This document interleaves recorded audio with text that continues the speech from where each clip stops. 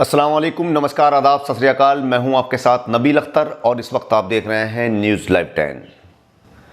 शादी की पहली रात ही दूल्हा दुल्हन की आखिरी रात साबित हुई। हालांकि अभी यह पता नहीं चल पाया है कि इन दोनों की मौत कैसे हुई है। दरअसल गोहड़िया गांव के रहने वाले प्रताप यादव की शादी अपने ही घर से महज 4 किलोमीटर दूर गुल्लनपुरवा गांव की रहने वाली पुष्पा के साथ तय हुई थी।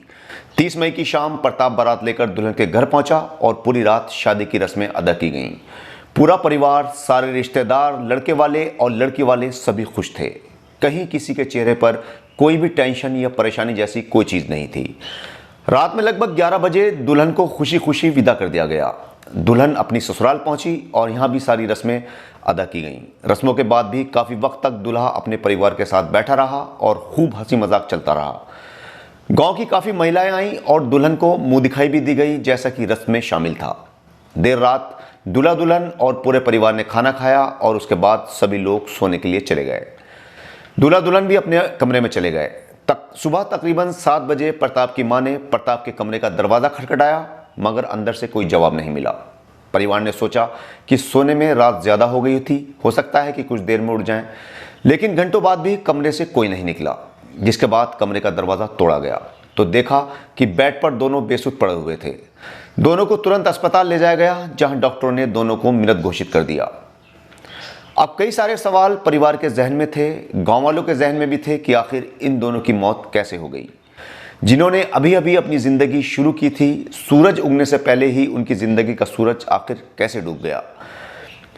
पुलिस तक भी ये बात पहुंची और पुलिस ने दोनों के शवों को पोस्टमार्टम के लिए भिजवाया। पुलिस भी पशोपेश में थी कि आखिर इनकी मौत की क्या वजह हो सकती है। पुलिस जब इन दोनों के शवों को पोस्टमार्टम के लिए भेज रही थी तो परिवार ने मना किया कि वो अपने बेटे और बहू का पोस्टमार्टम नहीं करवाना चाहते, जिसको लेकर लोगों में कानाफूसी भी हुई। मगर काफ़ी समझाने के बाद परिवार पोस्टमार्टम के लिए राजी हो गया।